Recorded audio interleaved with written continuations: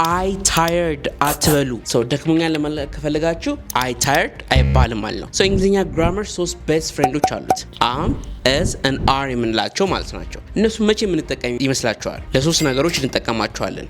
ምን ለመግለጽ?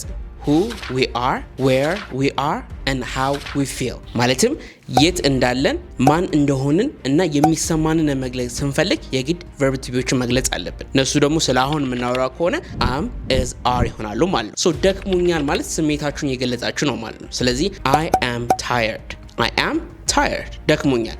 ደስተኛ ነኝ I am happy ትላላችሁ ማለት ነው። አምን ኢዝንስ ለማን ነው የምትጠቀሙት? ኢዝን የምትጠቀሙት ደግሞ she, he, it እና ሲንጉላር ናውን በሚሆንበት ጊዜ ምን ትጠቀማላችሁ?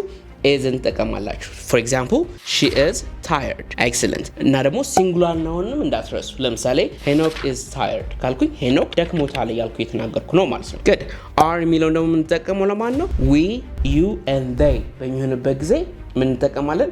are የሚለውን እንገልጻለን ማለት ነው። for example they are here እነሱ የት ናቸው? እዚህ ናቸው እያልን ያሉበትን ቦታ እየተናገርን ያለ ነው ማለት ነው። or they are at school እነሱ ትምህርት ቤት ናቸው እያልን ያሉበትን ቦታ እየገለጽን ያለ ነው ማለት ነው። ይሄ ስለ አሁን በምታወሩበት ጊዜ የምንጠቀማቸው ናቸው። ስላለፈው ስንጠቀም alright for example እስኪ ትናንትና ደክሞኝ ነበር በሉኝ። እስኪ ትናንትና ደክሞኝ ነበር ብላችሁ ኮሜንት ሴክሽን ላይ ጻፉልኝ። እንግሊዝኛን በአካልም በኦንላይን መማር ከፈለጋችሁ ባዮ ላይ ባሉ ቁጥሮች ወይም ደግሞ ላይ በምታገኙ የቴሌግራም ዩዘር ኔም ጆይን ማድረግ ትችላላችሁ ማለት ነው። and thank you for watching Bright English. Love you all. Bye bye.